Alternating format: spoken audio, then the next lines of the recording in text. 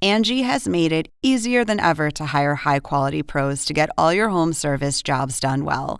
Just bring them your project online or with the Angie app, answer a few questions, and Angie will connect you with local pros who match your specific needs. Or book a service instantly at an upfront price. So join the millions of homeowners who use Angie to care for their homes and get your next home service job done well. Download the free Angie mobile app today or visit Angie.com. That's ANGI.com.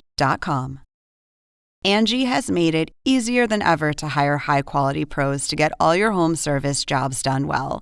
Just bring them your project online or with the Angie app, answer a few questions, and Angie will connect you with local pros who match your specific needs. Or book a service instantly at an upfront price. So join the millions of homeowners who use Angie to care for their homes and get your next home service job done well. Download the free Angie mobile app today or visit Angie.com. That's ANGI.com. How long did he rent the van? He rented it for about 8 or 9 months. Okay, so what does that come out to mathematically? $9,000. Okay, $9,000 for a van that you could have bought for $3,500. That's not very good business. This is the plaintiff, Alfonso Fogg. He says he rented his van to the defendant, and the guy damaged it. He scratched the sides of it up and then set it on fire to cover up the damage he caused. That's right, the defendant said the van caught fire, but he thinks he deliberately set the thing on fire himself. Now he's out $4,468.61, and that's just what he's suing for today.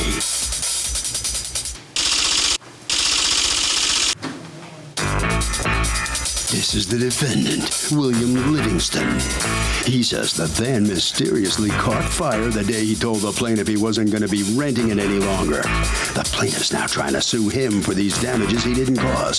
He's trying to pin the fire on him, and he thinks the judge will see this case for what it really is, a smokescreen to the truth. He's accused of lighting it up.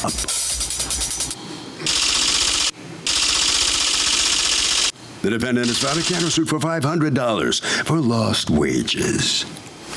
All parties, please use your right hand. What you are about to witness is real. The participants are not actors. They are actual litigants with a case pending in civil court. Both parties have agreed to drop their claims and have their cases settled here before Judge Marilyn Millian in our forum, the People's Court. Be seated. Come to our please. Litigants have been sworn, Your Honor. Thank you, Douglas. Thank you, ma'am. Okay. Alfonso Fogg, Yes, you ma'am. are suing William Livingston for $4,468.61 in damages that you say he did to your and cost you to your van that you were renting to him. Tell me what's going on. Yes, I met Mr. Livingston through a mutual friend that Mr. Livingston wanted to purchase my van from me. Okay. And what was the purchase price of the van? it was $3,500. Okay. And so Mr. Livingston had called me a day later and told me that he didn't have the money to purchase it, but that he was having a lot of problems. And so he begged me if he could use my van, he would rent it for $300. And I said, $300 a what? a week. A week? Yes. Okay. To do courier work. Okay. Then the time when we met, then he told me that he didn't have the $300. And all he had was $250. And then he said, "You're not promised, you know." He said, "I'm a deacon of a church. I wouldn't lie to you, Mr. Fogg." Okay. So I said, "Okay, fine." So you reach an agreement that he's going to rent the van from you for $250 a week? Yes. Yes. So you're going to pay $1,000 a month for the van? Yes, I make, as a carrier service in New York, you make pretty good money. If you make pretty good money, why don't you just buy the van? At the time, I did not have the currency to purchase Yeah, the but van. at the time, it's not like you rented it. How long did he rent the van? He rented it for about 8 or 9 months. Okay, so what does that come out to mathematically? $9,000. Okay, $9,000 for a van that you could have bought for $3,500. That's not very good business. All right, so for whatever reason, this works for both of you until it doesn't. When does it not? According to you, things went sour when you told him, hey, I'm going to buy a van. All right. I gave him a phone call. I told him that this will be my last payment today because now I'm ready to purchase my own van. At that point, he got very indignant over the phone with me, cussed me out and hung the phone up on me. Why did he cuss you out, though? What did he say? Because I said it was my last payment I was putting in I this understand, account. but how did he cuss you out? What did he say? Well, basically got on the phone and he did the F word and slammed the phone down. I called him back and I said, listen, we don't have to talk like that because I don't talk to you in that manner. And it's not necessary. That night, me and my wife went out. And when we came back, my wife said, look at the van. We looked, it was scorched on the side from the gas tank. Someone took a water bottle, put gasoline in it, and had it in the tank. But it got so hot, half of it broke on the floor. At that point, I called the police department. Wait, say that again? Someone did what? Someone, for some reason, after 7 months, and I had this vehicle parked back there, somebody took a water bottle, $1 water bottle, had gasoline in it, had it stuck into the tank to try to set the tank on fire. So I called the police at that time. Right. Do you have pictures? Yes, ma'am, I do. May I see them? So did you call him to tell him, hey, somebody... I called that same night with the police officer standing there. And when I called him, he actually said, I'm tired, I just got in, I'll talk to you tomorrow. I found that odd because if somebody just burnt my vehicle, I want to know if you all right on the vehicle, okay. That never happened. But all the time that I've been staying here, it never was a problem But until the day. what are you implying, that he burned his own van? Well, I didn't imply anything. All I did Well, no, you are. You're clearly Right. implying it. So, but just why found would that he... odd. Give me a reason why he would burn his own van. To blame it on you? Well, What do you mean? Well, number one, he wanted $2,000 left from me at that point, and I told him. What do you mean he wanted $2,000? What happened is came down. I had possession of the van. He went and got the van from me one day to lend it to somebody else. The gentleman who borrowed it from him had an accident with it. The gentleman who borrowed it from him. Yeah, I have possession. But If you have possession, why are you loaning out the van? If it's your rent, if you rented it. That's what he said to me. It's my van. I can do what I want. I asked the same question. No, while I'm renting it, you can. It's like the landlord coming in and sleeping in your bed. Right. You know? So I felt the same way. But here, there, I'm not going to argue. The point is here. It's fine. Let it go. And then that person scratched the van? Scratched the van, took it, had some accident marks on it. I showed it to him. Maybe got an estimate for him of $800. The gentleman paid him back, but he never put it back into the vehicle. my whole thing is I felt that I didn't have no insurance on it, so it wouldn't do me no justification to burn it. Because if I burn it, I got responsibility, I'm going to have to pay for that. Second of all, I couldn't find it. So you think that that would be a motive to set it on fire because he would be able to collect insurance? Yes. Your Honor, I took a picture of the van. It clearly shows in the photo, the van been in an accident. He scratched the van and squeezed it somewhere, so then he burnt it to make it seem like somebody was trying to burn the van. When he tried to accuse me of insinuating, just like what you said, he insinuated that I burnt the van by the statement he was making on the phone, and I was very upset. I have liability. I don't get, I don't have full coverage on my van. Okay. I don't get one dime. I don't know how you wouldn't have comprehensive on that van when it's making you $1,000. It's like the best workhorse in your stable. Yeah. So you're telling me to take a look at the scorch marks, the burn damage, scrape marks. and that there's a scrape there. But Yeah, it's from an accident. The fire didn't start. Scrapes from an accident. Right. Why is that there? That's on the side of the gas. That's where the gentleman, he lent the vehicle to him. That was on there all the time. From the first Wait, time that he stop. got. Okay. Those scrapes are from the other gentleman? Yes, ma'am. Okay. Does anybody have proof of the damage at the time of the other gentleman? No, ma'am. We didn't have a conversation. Then neither one of you are going to be able to prove when that damage happened. All right. Let's go item by item. Why should he have to pay for a new engine for you? Not a new By the way, engine. how old is this van? 2006? 2006. 2006. It's almost 10 years old. Okay. So why does he have to pay for a new engine? He destroyed my engine. He didn't not put no oil in it. Do you have any proof that he destroyed your engine? Yes. What's your proof? A picture of the odometer? The odometer and the time that he was supposed to change the oil. He didn't change it till 1,266 miles. Do you have anything from a mechanic saying? Do you have any proof from a mechanic saying that you need a new engine because of the things you just said, as opposed to that you might need a new engine because this thing has been rode hard and put away wet? Because it has 200 and how many thousand miles on it? You got over 286,000 Somebody's putting 25,000 miles a year on that thing. This is the receipt from the mechanic. Let me see. This is the speedometer and the oil change receipt from the last one that he done. Okay, well, here's what it doesn't say. This is as a result of somebody not putting oil in it. And replace the tires. Why does he have to replace the tires? You're suing for the tires are bald. $500. He wore the tires. Okay, but you're if I rent a car from Avis, I have to replace their tires. I've got to change their oil. You can't have it both ways. Do you have a written agreement with him? No, I don't. Can I see it? Never have Because one. if you have, also he's renting it, and then you agree that you told him it's my car, give it to me, I got to loan it to somebody today? You asked the question, Your Honor, about did you have any documentation? Okay, but hold on. That week that you paid that was your last week. Yes, ma'am. Did you return the van at the end of that week? He asked me to hold on to it, and I put it in a safe place where it was locked up by lock and key. He asked you to hold on to it? Yes, at that point, because he wasn't in town. Were you not in town? Your Honor. Were you not in town?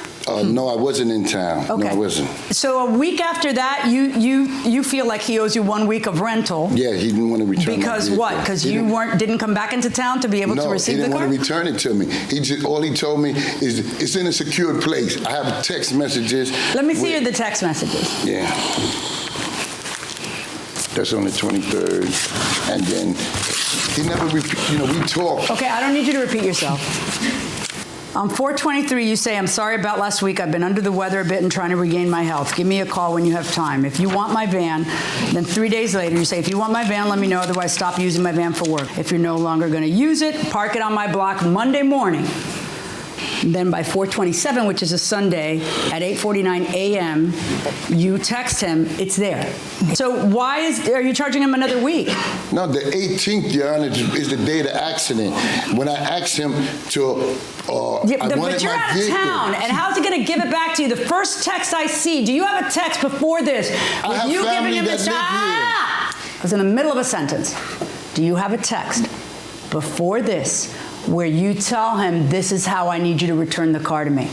Or is this the first time that you explain how to return the car to you? No, I explained to him through a telephone conversation. Watch this. Did he? No, ma'am. Okay. All right. But Your Honor, no, there's a difference between slapping gums and proof. He had my van How's he going to return it to you? And obviously you weren't around to have it returned to you. But I have my family lives on the Great. block. So show me how you gave him instructions on how to return it to you. On Wednesday, That's I asked right. him. On the 23rd, you say return it or buy it. And on the 26th, he answers you. And when he answers you, 3 days, you 4 days say later, to him, he's using here's how I want you to return it. 4 days later, he answered the text. I want you to return it by because he's using it. You can't use no one's property. You think that by yelling at me or yelling louder than me, you're going to be But persuasive I'm saying 3-4 to me? days later, he answers my text. Okay. You did pay on the 17th, Your Honor, right? you know what? Out. No, I'm not going to get yelled at by you over and over. Okay. Give me my phone. Okay, I'll give you your phone. You're not going to disrespect me either. No. Can we have my phone, please? You will. You'll get it in a moment. I promise. You're not going to disrespect me. Right to your left. That's kind of how I feel. He ain't up with a thief. He come to me talking about God. You got to step out. Deacon, let me get my phone, please. Yeah, I will. You will. Just step outside a second. I'm on my phone. That's it. That's it. I'll get it for you. Yeah, you know what? Give him his phone. Here, go ahead. Come back. Give him his phone. Don't worry about it. Don't touch my bailiff. Welcome back to the People's Court. Harvey Levin here. So, is it excusable if somebody in the moment of passion screams at the judge? It's not the smartest thing to do. Suicide. Okay, suicide, or do you think the judge should excuse it because people just have a lot of emotion?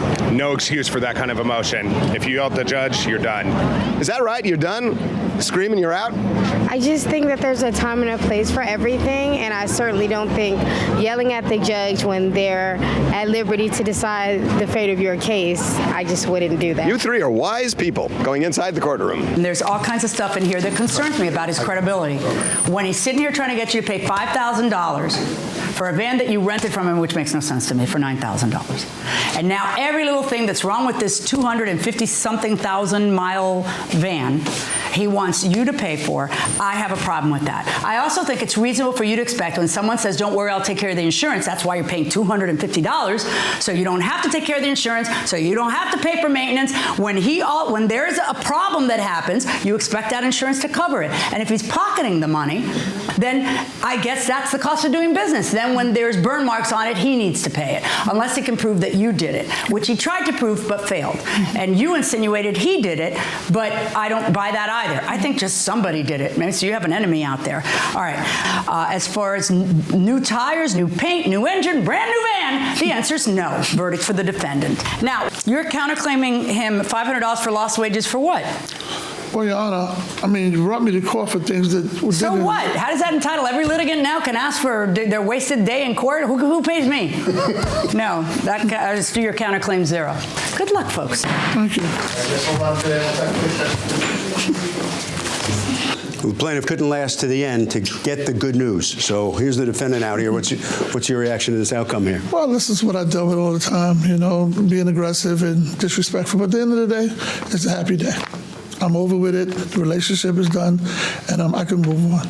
Look back at this arrangement you had for this van here. How good of a business deal was this for you? Well, or how bad of one? Well, you know what? Sometimes you got to start from the bottom, work your way to the top. I got a brand new van, 2015, sitting at home. I'm doing well. So I appreciate it. Everything worked out. It worked out to the greatest. So you learned from? Well, put God first. He fight the battle. Harvey? Okay, you know, everybody asks about this. Nobody gets lost wages for appearing in court, except expert witnesses, which is not the case here. It seems unfair, especially for the winner, but that's the way it is. That will do it for this case. Litigants for the next case on the way into the courtroom right now. Angie has made it easier than ever to hire high-quality pros to get all your home service jobs done well. Whether it's routine maintenance, an emergency repair, or a dream project, Angie lets you compare quotes from multiple local pros, browse homeowner reviews, and even book a service instantly. Angie's been connecting people with skilled pros for nearly 30 years. So the next time you have a home project, bring it to Angie to get your job done well. Download the free Angie mobile app today or visit Angie.com. That's ANGI.com. Hear that? Believe it or not, summer is just around the corner. Luckily, Armor All, America's most trusted auto appearance brand, has what your car needs to get that perfect summer shine. Plus, now through May 31st, we'll give you $5 for every $20 you spend on Armor All products. That means car wash pods, protectant, tire shine, you name it. Find out how to get your $5 rebate at armorall.com. Armor All, less work, more clean. Terms apply. This is the plaintiff, Rosalie Ferraro. She says she hired the inept defendant to tile her bathroom, and 48 short hours later, the tiles started falling off the walls and crashing on the floor. This is the only bathroom in her house. It's been a horror, and the defendant disappeared and won't return her calls. She's suing for $4,000, the cost to retile her bathroom.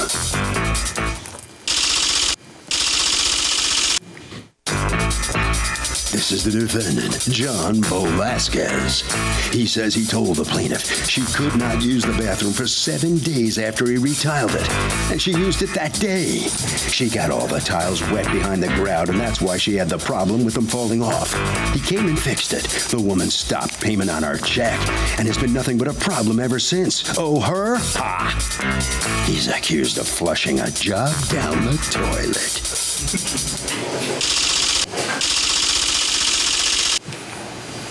All parties, please raise your right hands. Welcome back to the People's Court. Next case on the docket. The plaintiff hired the defendant to retile her bathroom, and almost immediately the tiles started falling off the wall. But the defendant says she used the bathroom prematurely. It's the case of the porcelain nightmare. Thank you, Douglas. You're welcome, ma'am. Okay, Rosalie Ferraro, you are suing your tile company, or your former tile company, Family Tile Company, represented here by John Velasquez. You're the owner.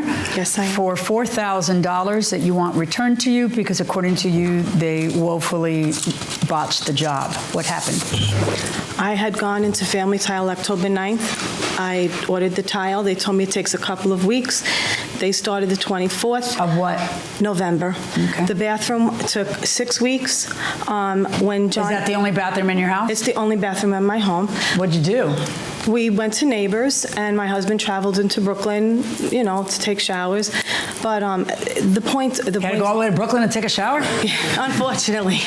I assume there's something else that comes out. Yeah. All right. And then you had a bathroom, and when they left, did they give you any instructions about the use? Yes, they did. What did they say? They told me 24 to 48 hours. That's what they told me. I would not do what they said. It's my only bathroom. I would want to make sure it was done appropriately and correctly. I'm not going to jeopardize and be inconvenienced. It's just ridiculous. It's just ridiculous. Have they ever said to you, was this the first time you've heard that their position that they told you to wait 7 days? Yes. You didn't see that in a letter from them? No. Did they ever send you letters? No. Okay. After they complete the work, according to you, who's the one who tells you that you have to wait 24 to 48 hours? Carlos. And who's Carlos? Okay. Can you step up, please? Are you the one who actually did the work? I did the estimate. You did the estimate. Mm-hmm. And so when the work was concluded, were you there? And are you the one? I was there when it was concluded. And okay. What did you tell her she had to wait? 7 days. Why would it be 7 days? Why so long? Because she used a urethane grout. It's a new grout that is supposed to be mildew resistant and crack resistant and stain resistant. So you got to give that type of grout 7 days to dry. According to you, they told you 24 to 48, and you used it in 24 to 48. 48 hours. Okay. And when you used it, when was the first time you noticed there was a problem? My husband worked overtime, came home from work, took a shower, and a chunk of grout came out of the floor. I called them, told them, you need to come back and fix it. They came back, they fixed it. How soon was that after the 48 hours? It was 4 days. It was Saturday, on the following Saturday. Who came back and fixed it? I went with the original installer to go back and fix it. I have the exact dates. Okay. Tell me about the conversation you had with them that day. She called up, said she has grout coming out. Did she tell you how she noticed it? She used the bathroom. Okay. It was wet. So you go in and what happens? We went there, grout's coming out, 2 towels were loose. We pulled the tiles off, a couple of more tiles just to see. Tiles? Tiles. Tiles. Water. Okay. There was water behind the tiles because naturally you need setting time. You need to have the tiles dry, not so much the tile, the grout. And this grout, we had mentioned to her numerous times, on top of giving her the pamphlet, she was aware that this grout, she paid extra for this grout. This isn't a normal grout. It's crack-proof, mildew-proof. Once it dries, it's like epoxy. It's almost forever. Do you have the pamphlet that he's talking about? I have no pamphlet. The only time he came to my house is when I actually told him the niche is black with mold. There's mold in my bathroom. The grout is molding. So what did you tell her that day on December 11th? So we told her, I have it all written down here. We told her exactly what I'm going to tell you. You can't use the bathroom for a minimum of 7 days per the manufacturer, or we're going to have a failure in the bathroom. Failure meaning you're going to continuously have this problem. Grout's going to come out. Well, hasn't the damage already been done by the use of it in the no, it's not. We replaced the area that was affected because it wasn't the whole shower. The grout that washed out, we replaced it. We scraped out what we could. We cleaned it out. We put everything back, and we told her it needs setting time. It has to dry. That's the whole key. It's pretty simple. Did you tell her she needed to wait 7 days from that day? We must have told her now, repeatedly, minimum, between him and I, 5 times, 6 times. Are there any emails or texts between you folks? Well, we had the letter that we sent her. That was after registered. everything hit the fan, That's right? after everything. Right, where it happened again. Oh, yes, the whole wall came off. Okay. The whole wall came off. Do you have any pictures of what you're talking about? Oh, I do. Let me see the pictures. And then you send the letter you're talking about that says, we've told you you need 7 days to... That's right. The only way you're going to have a failure in the shower area, everything else was fine in the bathroom. The whole bathroom is fine. It's just in the wet areas. It's our only bathroom. What kind of tile is it? It's a porcelain tile. Ugh. Oh, my goodness. She's pressing on the tile and water's oozing out. And that's in one spot. Yeah. It happens in another spot also. This is a part of the niche here that gets black, as well as here. It's black and falls out. This is improper. Well, the question, this looks terrible, and the question is, does it look terrible because you used it too fast and most of this that caused the water problem, or does it look terrible because they gave you the wrong information? Judge? Yeah, let me, I don't think it's in dispute that the thing needs 7 days to dry. What's in dispute is whether or not it was told to her. This was the letter that was almost to the day, so we showed patience. Did you send that certified mail? We sent that certified. Let me see, and did she pick it up? Then she still... Did she pick it up, yes or no? She didn't, yes she did. Okay, yes, let me see the certified mail thing. And then a month later, we sent the lawyer letter. So I don't know what she's talking about. A month after that. I never got that. This was sent on January 20th. 20th. Then we sent the lawyer letter. Where's the return receipt? This is certified mail. Where's the return receipt? Well, I don't know. That's what we have. That doesn't. Okay. That's what we have. Return receipt is where they sign it. That's what we have from the. Okay, you hear me though, right? You do hear when I talk. Yeah. Return receipt is when they sign for it. That's how you want to send this stuff. Then we sent the lawyer's letter. Explained that the grout you had installed needs a minimum of 7 days to cure. This is an important factor in the installation. If it's continuously used, it is not allowing for proper drying time. That is why we've had to go back and repair the shower tiles. Did you? What's this that's that's part of the brochure that she got. We mailed it again. I'm sorry, was that sent with this letter? That's right. Again. And if you look through it, and you're saying you never got this? It's highlighted. I mean, I know he mailed it. He's not lying about that because he has a certified mail receipt from the post office. Never received it. Yeah, but I know ever he signed mailed it. for it. What are the odds? I never. Show me all the paperwork that you say you received from them. Show me all the paperwork that you say you gave to her. You have ours. All right, court's in recess. So do you believe that she would have used the bathroom 48 hours later when she needed to wait 7 days? I don't think that she did. I think that if I paid a lot of money for something, I would wait the 7 days. What do you think? I think he should honor the work and go back and redo it and keep his reputation. Oh, so just for reputation only do it? His reputation, and that I don't think she would have, screwed up her own bathroom. Fair enough. Going inside the courtroom. So, did you get a notice by the post office that they were trying to deliver some certified mail and you didn't pick it up? I never got anything. Do you hear me? Yes, I do. Did you get one of these saying, no, come pick it up? I did. Because according to them, they left one. I did and not. And then you never picked it up. I'm very sorry, I did not. Okay. I would have done it. I might not pick it up. I mean, if I think I'm going to get sued or something, but in any event, because one of the things that concerned me is that she would have read a letter in January where you're saying, we told you 7 days, and not said back to you, you never told me 7 days. But as it turns out, it doesn't look like she picked up the letter, so she never saw the 7 days in writing, which is something I'm looking for. I'm looking for proof of the, preferably before the, once you finish it, right before she's going to use it, before you leave, when you say to her, 7 days, because here's the thing that I'm having difficulty with.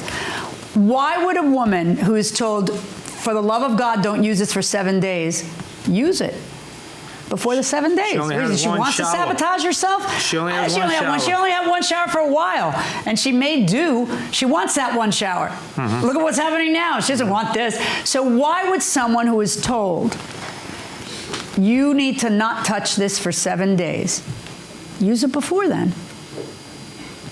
There's only one explanation for that, and that's that nobody ever told her it was 7 days. Because something as critical as that needs to be on that contract that she signs. It needs to be there. It needs to be proof that you gave the homeowner this information. Because otherwise, you have this swearing contest in court where you leave me to use logic. And I'm just having a really hard time understanding why a woman who desperately wants a new, beautiful bathroom would sabotage herself. And I just don't see an explanation other than that it was not clear to her that she had to wait 7 days. That coupled with the fact that it's so easy for your side to get the proof that you've warned somebody of this new tile on the market, and that unlike the other new grout on the market, and unlike the other grout which cures in what? 24 to 48? The other grout cures in 24 to 48, right? What a coincidence. Unlike the other grout that we've been using that cures in 24 to 48, in this case, we did tell her it was 7. You know what? If it's something special like that, just have her sign something that says that. It's so easy, and then you never have a problem again. I am going to rule in favor of the plaintiff, and I'm going to take both of these estimates into account. One is for 49, one is for 47. All she's suing for is $4,000, which I assume is the amount that you paid them. I'm going to order the defendants to return $4,000 to the plaintiff. Verdict for the plaintiff. Good luck, folks.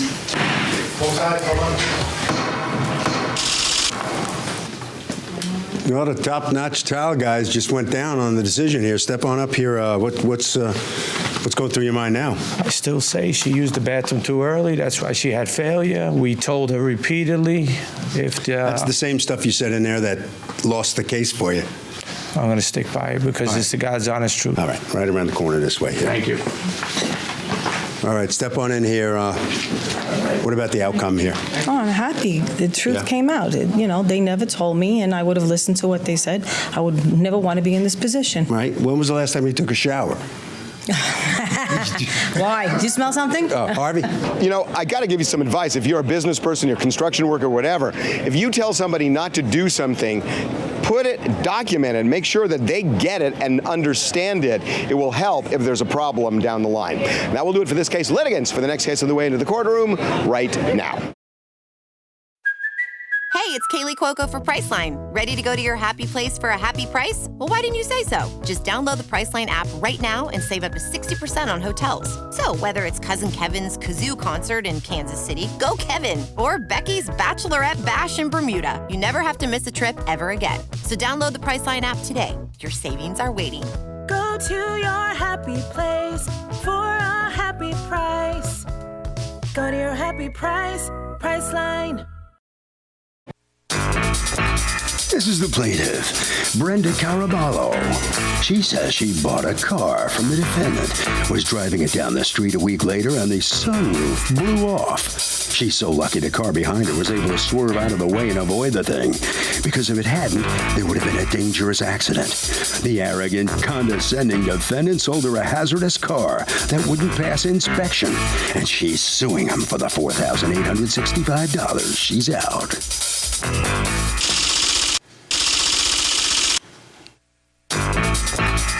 This is the defendant, Jonathan.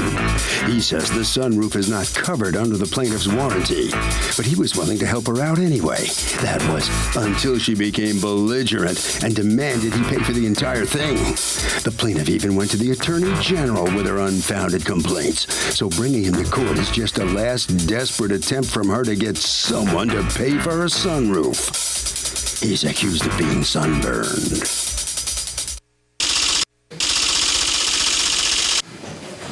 All parties, please raise your right hands. Welcome back to the People's Court. Next case in the docket. The plaintiff bought a car from the defendant, and the sunroof blew off a week later. But the defendant says the sunroof isn't covered under the warranty. It's the case of the sunroof also rises. Thank you, Douglas. Brenda Caraballo? Yes.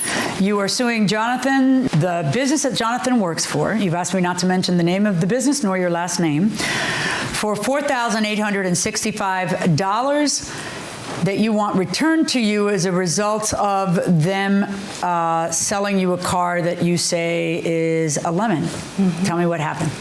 Well, I went on the 5th of March and I purchased a 2005 Nissan Altima from Jonathan, which he did not say he was the salesman. He said he was the owner of the dealership. And did you tell her you were the owner? Not at all. Are you the owner? Not at all. Were you trying to impress her? Not at all. Because she's kind of cute. Are you going to say not at all? I do well for myself. You do what? I do well for myself. You do well for yourself? Go ahead.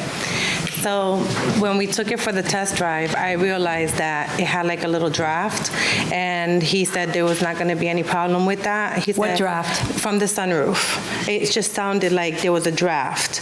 Did you say something about it? I did. What'd you say? I said, what is that? Where's that noise coming from? And he goes, oh, it should be nothing. We'll take care of it. I said, okay. So we went back. Take care of it how? Well, I guess it was supposed to just get sealed. It was something minor, he said to me. Okay.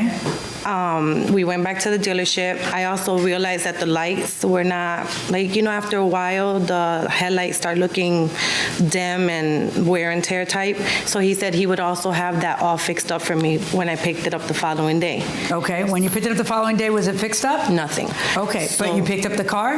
Well, I really thought he was going to actually fix it. I thought there was not going to be any problem. Do you have any emails back and forth with him or texts? I do. Let me see them. Did you test drive it with her? I think she went by herself. Right, you and her? The day of the purchase. I think she went by herself. Were you ever in the car with her? Well, when I introduced her to the car, when I was showing her. And then you just let some stranger take the car? You don't go with her? I mean, most dealers let their No, customers. they don't. Most dealers don't let. Most dealers are sitting their butts right next to me, yakking about what a great purchase this will be. That's usually what. I've never had somebody say, yeah, take the keys, go for a spin. You see, when you make a customer feel comfortable with the car, it makes them, drive a little better. They can talk amongst themselves if they dislike the car. When the salesperson Are you suggesting that you let anybody who goes... Anybody. Does your boss know that? We take licenses and let them drive their car. We do it to everybody.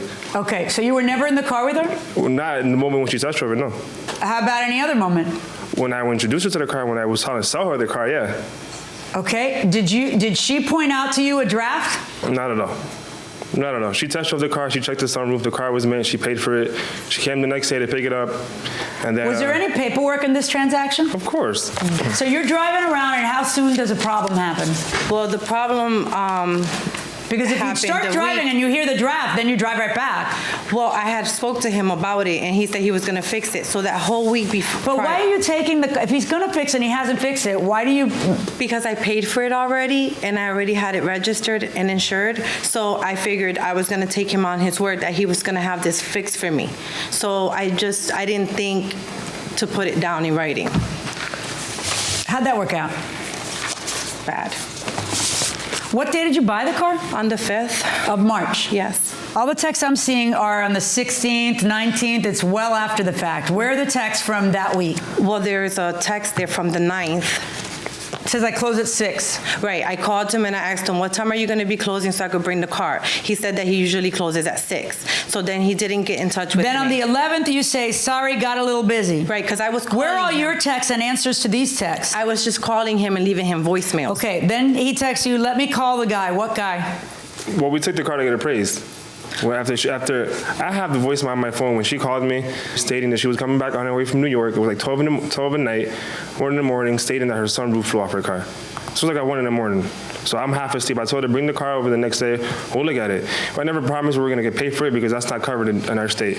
We took it to get appraised, which was, I think, the appraised. You mean when you say appraised, you mean to get an estimate? To get an estimate, how much would it be to replace it, to fix it. Okay. It came out to like 600. I don't remember the exact number. Okay, and by the way, how was it that you discovered that the sunroof, what happened while you were driving?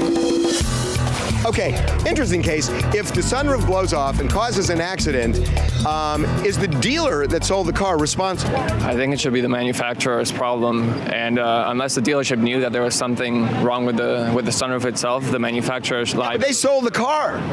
They sold it to the guy. Yeah, no, it's a defective. Should they, is the dealer responsible? Yeah. Okay, going inside the courtroom. I was driving back on the highway and the sunroof went flying off, almost like a flying saucer, just ripped right off. It actually almost caused an accident, and I pulled over and I was shaking up and I didn't know what happened, and the gentleman that had to merge out of the lane to avoid getting hit by the car pulled behind me, asked me if I was okay. I was like so nervous thinking that it hit his car, and luckily it didn't. We checked his car. He just told me, be safe, and I just went home. You didn't go back to get the stupid sunroof, right? No, it was already too far down. That's the kind of thing I would have done in the middle of it. That would be so unsafe. Okay. So she calls you, she tells you that you're going to get it estimated. She talks about bringing you the car on the 16th. The 15th was actually when it happened, that the sunroof went flying off. So. Oh, well then your calls on the 9th and the 11th and the 13th were about what? About getting it fixed. About him saying that the guy that he's talking about is the mechanic. To get what fixed? To fix whatever the draft is that's coming from the sunroof. Because you're noticing the draft while you're driving it? No. I had already mentioned it to him. So he was aware of the headlights and the sunroof. If the thing fell off on the 15th and on the 13th, 2 days before that, you're telling her, let me call the guy, then she's alerting you to a problem, and then the problem ends up becoming a huge problem because the thing flies off? It's a sunroof. It could have been open. It could have been just slightly open. It was March. It was very cold. Well, it could have been open, then she'd close it. I mean, that's not going to be that's not what happened. So she was alerting you that, hey, this is a problem, right? To be honest. Well, yeah, to be honest, I virtually insist upon it when I put you under oath. This was such a long time ago. All I can remember, I got her voicemail on my phone on March 15th. Let me hear the voicemail you have. Did you two start seeing each other after the sale? No. Did you hang out together? It wasn't no type Did you hang out of relationship. together? No. He was, asking me, let's hang out and everything. And I was asking. And I said, sure. 2 hours, I was done. I didn't like his attitude, and I left. I'm sorry. Okay, yeah, no, I'm gonna take all of them out. Listen, I was driving back from New York, and everything was good, but when I was in Enfield, I heard like a crazy noise, and it was my sunroof.